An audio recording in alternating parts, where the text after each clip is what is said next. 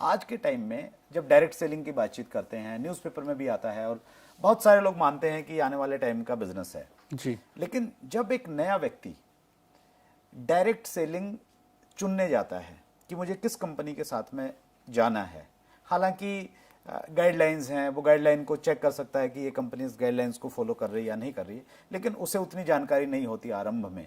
Right. एक व्यक्ति को अगर सही कंपनी चुनना है जी। तो वो किन चीजों का ध्यान रखे?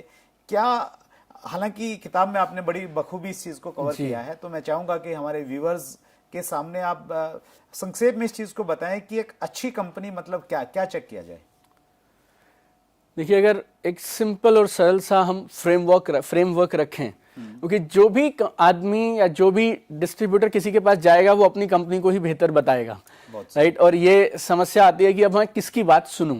तो अगर हमारे पास एक फ्रेमवर्क हो जाए, एक यूनिवर्सल फ्रेमवर्क बन जाए, तो हम उसमें आकलन कर सकते हैं कि कौन सी कंपनी करनी चाहिए, किसमें फ्यूचर ब्राइट है, राइट। तो 4 चीजें अगर आप किसी भी एक कंपनी में देख लें, कोई भी, अगर उन 4 कंपनी, इन चारों को मैं ऐसा बोलता हूं, ये 4 स्तंभ हैं जिसपे एक डायरेक्ट सेलिंग कंपनी की नींव है। ये चारों स्तंभ, इस पे एक कंपनी खड़ी है। अगर ये चारों स्तंभ मजबूत रहेंगे तो कंपनी पीढ़ी दर पीढ़ी तक रहेगी और डिस्ट्रीब्यूटर्स अपने वो सारे सपने पूरे कर पाएंगे जो सोचकर वो डायरेक्ट सेलिंग चुनते हैं। तो इन चारों स्तंभ को अगर मैं आपसे एक एक करके बताऊं, तो पहला है कंपनी की क्रेडिबिलिटी और कंपनी का ट्रैक रिकॉर्ड।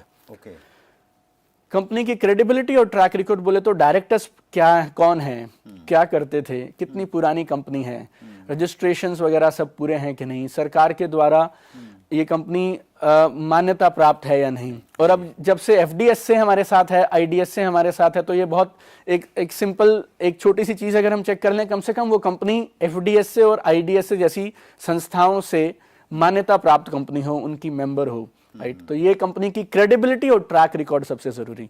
नंबर 2, कंपनी के पास में अच्छे प्रोडक्ट्स और सर्विसेज होने चाहिए। अच्छा। और अगर मैं एक लाइन में आपसे बोलूं कि अच्छे प्रोडक्ट और सर्विस में किसे बोलता हूं, ऐसे प्रोडक्ट्स और सर्विसेज जिनको बिना नेटवर्क मार्केटिंग का प्लान अपॉर्चुनिटी बताए भी बेचा जा सके, राइट। मैंने साइड कर दिया कि नेटवर्क मार्केटिंग है, प्लान है, प्रोडक्ट अपने आप में इतना शानदार हो और उस रेट पे उपलब्ध हो कि आम आदमी अपनी जरूरतों के लिए वैसे भी उसको खरीद ले।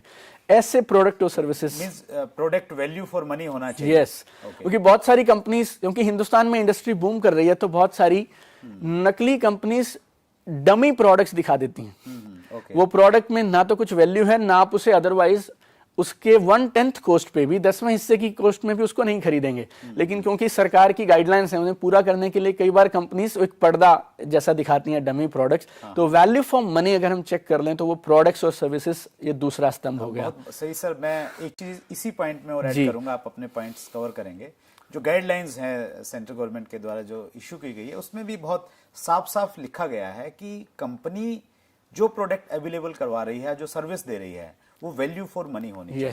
अगर वो वैल्यू फॉर मनी का प्रोडक्ट नहीं है, तो इट मींस वो गाइडलाइंस को फॉलो नहीं कर रहा है। बहुत बढ़िया सर। तो पहला हुआ कंपनी की क्रेडिबिलिटी और ट्रैक रिकॉर्ड, दूसरा हुआ कंपनी के प्रोडक्ट्स और सर्विसेज, तीसरा कंपनी का जो इनकम प्लान है वो भी बेहतरीन इनकम प्लान हो और गवर्नमेंट की गाइडलाइंस के साथ में इनकम प्लान हो।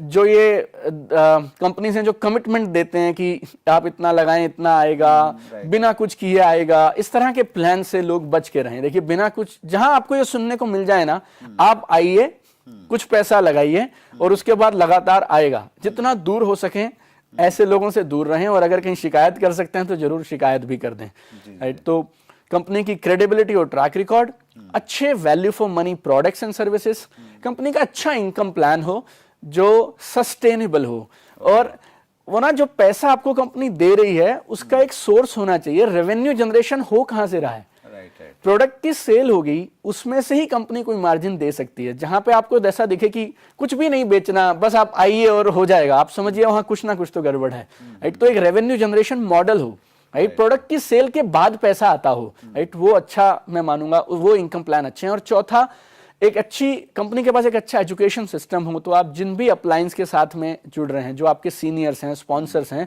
उनके पास भी एक प्रूवन तरीका हो काम कैसे किया जाए, काम को कैसे आगे बढ़ाया जाए। आपको कुछ टूल्स वूल्स ब्रोशर्स वगैरह कुछ कंपनी दे दे, ताकि आप अपनी नौकरी या अपनी दुकान के साथ, स्टूडेंट्स हैं तो साथ साथ कर पाएं इसको। तो ये चारों चीजें अगर ठोस रहेंगी तो वो कंपनी के साथ आंख मूंद करके अच्छा समय है हिंदुस्तान में आज शुरू करने का, जरूर करना बहुत चाहिए। बढ़िया सर, आपने गाइडलाइंस को 4 शब्दों में बहुत अच्छे से आपने समअप किया। ये बहुत अच्छी चीज है। Thank my you so pleasure much. Sir, my pleasure. Deepak Bajaj एक कामयाब शख्सियत बहुत सारे क्षेत्रों में।